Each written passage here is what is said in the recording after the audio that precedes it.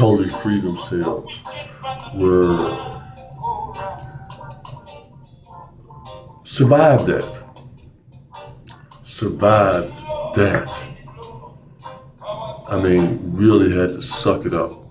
Really, that is monumental. That is a mountain. That is, and people at sea level are killing one another because the pressure, to me, is such.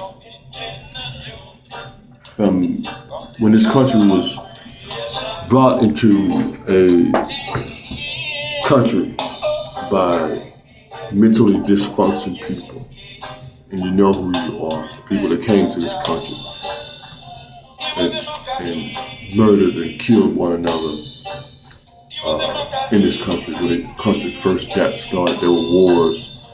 I mean, totally mentally dysfunctional people. To start a country in such a negative aspect, and then to go and enslave other people to do the work is, we have to look at that, okay? So, and the people who had to do the work, that is, man, it's like being on a mountain, treacherous. The conditions were always there where your life could be taken at any moment. Any change of the climate, any climatic change, any attitude adjustment by the people who were enslaving you. I mean, life and limb, literally life and limb, because limbs were cut off based on these people's attitude. The dumbfounded, the drunkards, the dope fiends, okay, and the people who considered themselves as high-class citizens because they owned slaves. You know, class act. That's why I cringe when people call themselves middle class, when you are owned by the very same words of the lower class. You are owned by these people who call themselves upper class people. So I cringe when I hear people say they're in middle class, because the ownership of that class measure, caste measure, outcast, caste system in other parts of the world. The darker you are, the lower on the scale you are. And thus, scale that we can use for that is snake, cobra, and any other animal that uses the vibration of that. And yet, and again, to be on the mountain is to be in a death-like state unless you find something else deep down inside you to survive this, to know who you are, what you are. Your every move has to be about the survival of yourself, to get on with your life, to get to sea level again. Because you knew that you were here for a short period of time, being on the mountains. To climb up on the mountain, you knew that you were only here for a short period of time. And to challenge that mountain, challenge yourself, is something that is certainly above sea level. And on sea level, the comfort there should be the living of the life that is brought out of you from going atop a mountain. Just as in the people with the spiritual books, book come forth by day and by night, the edition, limited edition of the Bible, going to the mountain to get the 10 Commandments, the highest social aspect. You see, the creation process gives us the highest level of learning in a social everyday life, from having to go through a mountainous terrain to reign in a sea level situation based on what I say called the rites of passage, and yet going to the mountains to speak to the called oracle and the clouds, the oxygen, the electricity, the sheer exchange of going through that death-like state, just as the young man who went into that airplane, whether it went up in the sky above, so high, we know how high planes fly, in the cold temperatures, and the lessened oxygen level is the lesson in the cocoon type raising of the dead situation and the death-like sleep, the hibernated,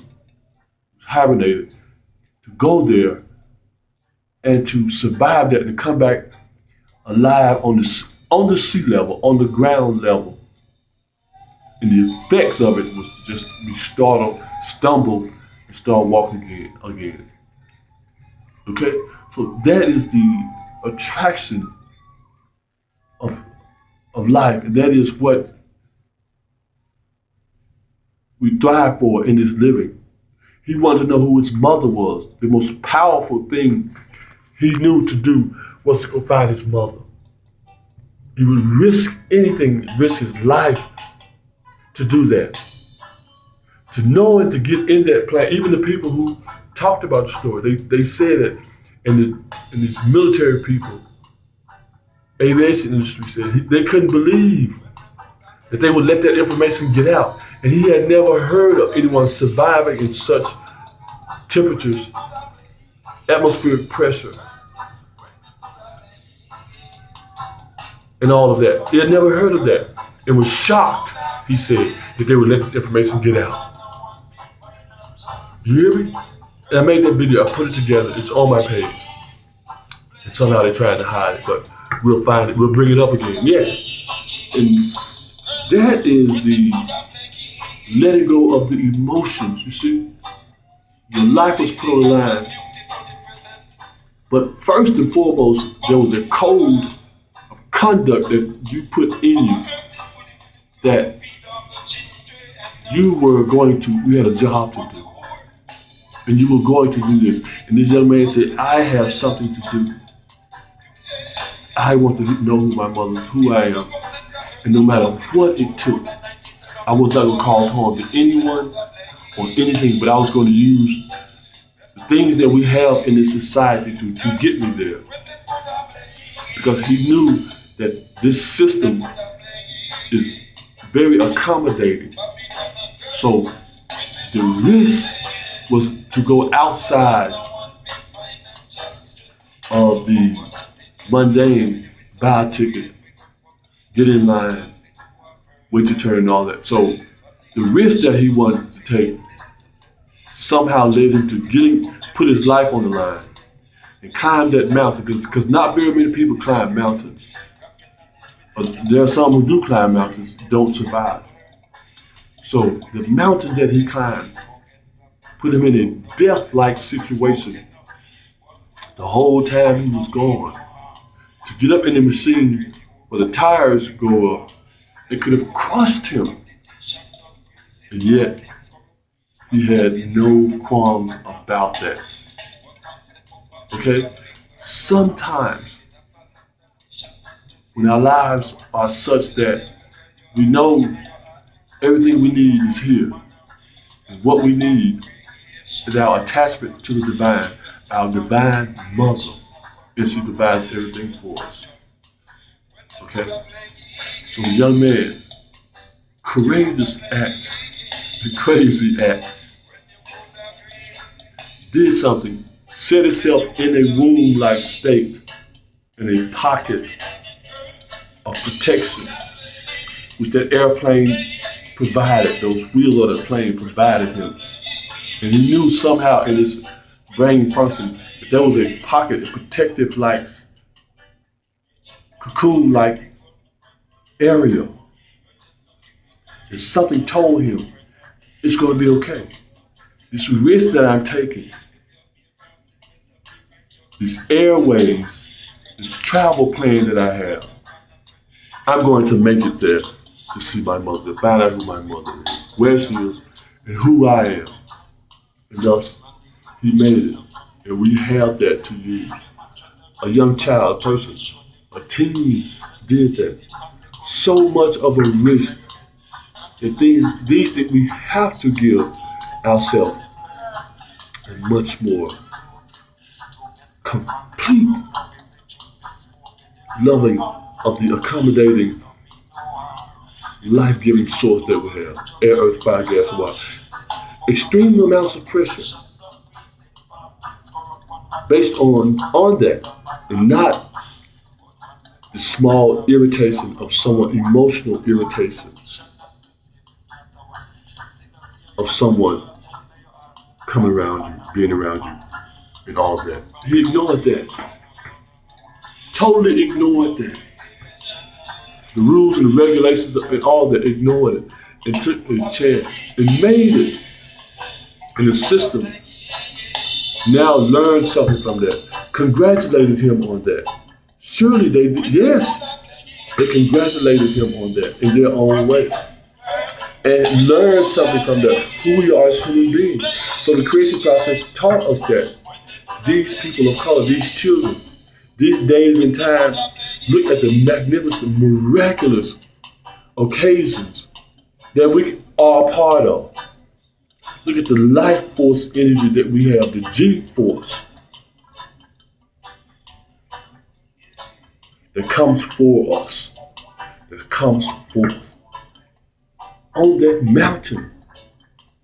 Again, even our ancestors who know the travel guide of the space of the stars use spaceships in the very same way, in a capsule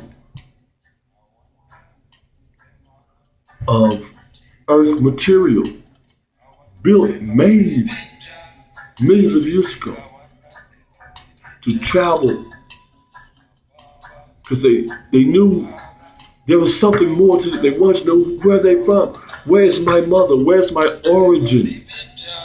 Thus, they took the same risk and saw the accommodating things that we could use, the earth material, the stars themselves, their vision to see the galaxy moving, Sirius A and B, the knowledge of knowing the star system, how it changes from seasonal change, strange, and took a risk and reached their goal.